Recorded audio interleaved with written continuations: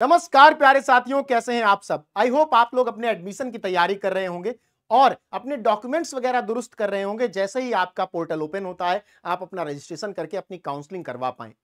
सभी लोग एक बहुत विशेष प्रकार के कोर्स के बारे में चर्चा कर रहे हैं, जो है बीए एलएलबी। आपको पता है कि अगर आपको भविष्य में वकील बनना है या आपको राज्य स्तरीय जुडिशियल सर्विसेज का एग्जाम देना है, तो आपके लिए जो अर्हता है वो आपका 5 इयर्स का बीएलएलबी का प्रोग्राम होता है, जो कि बहुत जरूरी होता है। आपको पता है कि हाई कोर्ट में और सुप्रीम कोर्ट में जो जज बनने की अर्हता है वो अलग है। उसमें आपके 10 साल 15 साल के एक्सपीरियंसेस, आपकी एडवोकेसी, बहुत सारी चीजें होती हैं। लेकिन अगर आप डिस्ट्रिक्ट लेवल पे जज बनना चाहते हो तो पीसीएसजे जैसे एग्जाम या अन्य राज्यों में जो जुडिशियल एग्जाम होते हैं उनके आधार पर बन सकते हो। उसके लिए अर्हता 5 साल का एलएलबी का प्रोग्राम होता है, जो बीए एलएलबी है और आपके लिए बहुत फायदेमंद है। आपके भविष्य को एक नई दिशा दे सकता है, एक नई राह पर लेके जा सकता है। तो हम 5 कॉलेजेस की बात करेंगे जो टॉप कॉलेजेस हैं भारत के, जहां से बीएलएलबी आप बहुत आसानी से कर सकते हो और वहां पर एलिजिबिलिटी और डोमेन का क्या प्रोसेस है वो कैसा है ये समझने की कोशिश करेंगे। तो 5वां कॉलेज आपका है राजीव गांधी यूनिवर्सिटी, जहां पर बीएलएलबी का 5 साल का इंटीग्रेटेड कोर्स है। और सीयूईटी में जो सिलेबस आया था, जो सब्जेक्ट्स के 37 सब्जेक्ट्स थे, उन 37 सब्जेक्ट्स में से कोई भी एक सब्जेक्ट आपने ले रखा हो, आप इस एग्जाम को दे सकते हो, एलिजिबल हो, यानी काउंसलिंग करवा सकते हो। यहां पर कोई एक सब्जेक्ट भी लेकर के आपने तैयारी करी है तो 10+2 में आप किसी रिकॉग्नाइज बोर्ड से पास होने चाहिए, सामान्य सी बात है। ठीक है। आपकी 4th यूनिवर्सिटी है central university of south Bihar, जो गया में है। बिहार के बहुत सारे बच्चे जज या वकील बनना चाहते हैं। आपको पता है जो राजेंद्र प्रसाद थे, हमारे भारत के संविधान निर्माण के लिए समिति बनी थी, उसके पहले अध्यक्ष और भारत के पहले राष्ट्रपति, वे बिहार से थे और वे एक जज ही थे। ठीक है। यहां पर भी 2 प्रकार का कोर्स है, एक बीएलएलबी है 5 साल का और एक बीएलएलबी ऑनर्स है, ये भी 5 साल का है। अब बीएलएलबी और बीएलएलबी ऑनर्स में क्या अंतर है ये तो यूनिवर्सिटी वाले ही बताएंगे। कोर्स तो एक जैसा है। मुझे लगता है ऑनर्स में आप बहुत स्पेसिफिक हो जाते हो कोर्स को लेकर के, और बीएलएलबी में कुछ एक्स्ट्रा प्रोग्राम्स भी होते हैं, उनसे बी ऑनर्स में बच जाते हो। अगर आपको यहां पर काउंसलिंग करवानी है तो आपने डोमेन में अगर जीएटी ले रखा है, यानी जनरल टेस्ट और इंग्लिश, ये 2 सब्जेक्ट ले रखे हैं। बाकी और भी, जैसे बहुत सारे बच्चे ऐसे होते हैं जो पूछते हैं कि सर मैंने 5 सब्जेक्ट ले लिया था डोमेन में, तो क्या यहां नहीं भर सकता? नहीं, उन 5 में से अगर ये 2 भी हैं तो तुम यहां काउंसलिंग करवा सकते हो। ठीक समझ रहे हो? मतलब उन 5 में अगर जनरल टेस्ट और इंग्लिश है तो तुम यहां काउंसलिंग करवा सकते हो। 10+2 पास होना चाहिए, चाहे कॉमर्स से, चाहे आर्ट्स से, चाहे जिससे भी, कोई फर्क नहीं पड़ता। आपको यहां पर स्पष्ट रूप से बताया गया है। तीसरा कॉलेज आपका है महात्मा गांधी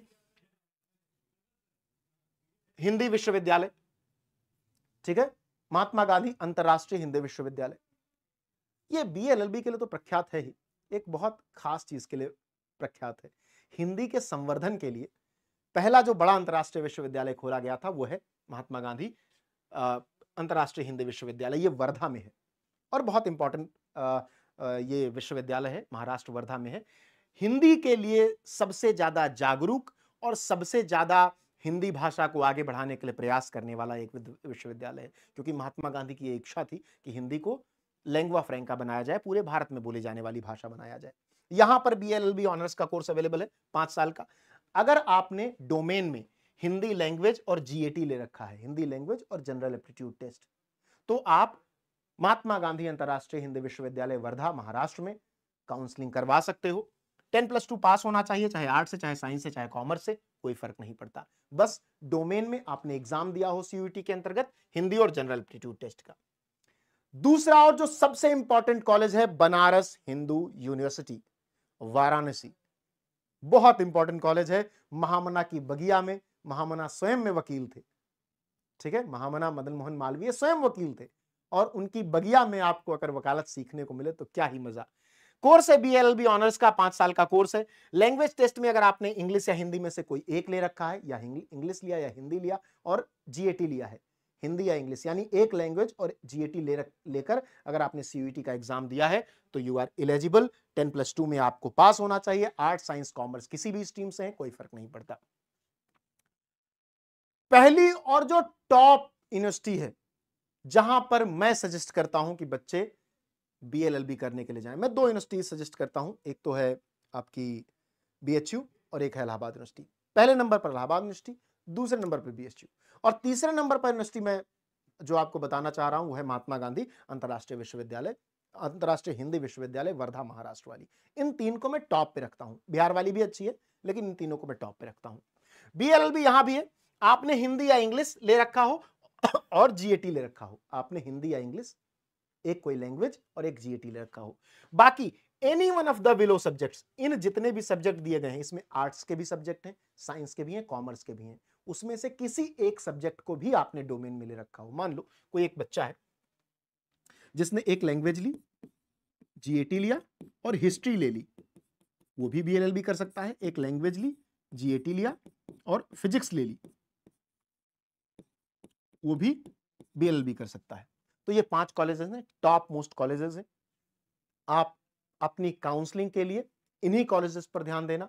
सबसे पहला प्रेफरेंस आपका होना चाहिए इलाहाबाद, दूसरा बनारस, तीसरा महाराष्ट्र अंतर्राष्ट्रीय हिंदी विश्वविद्यालय वर्धा, चौथा बिहार और पांचवा राजीव गांधी का। ठीक है, ये पांचों बहुत इंपॉर्टेंट कॉलेज है बीएलएलबी के लिए। और यकीन मानो, आप चाहे वकालत करना चाहते हो, चाहे किसी जुडिशियल एग्जाम को क्वालिफाई करके किसी डिस्ट्रिक्ट कोर्ट में जज बनना चाहते हो, ये कोर्सेज आपको बहुत हेल्प करने वाले हैं। मिलते हैं नेक्स्ट क्लास में, धन्यवाद।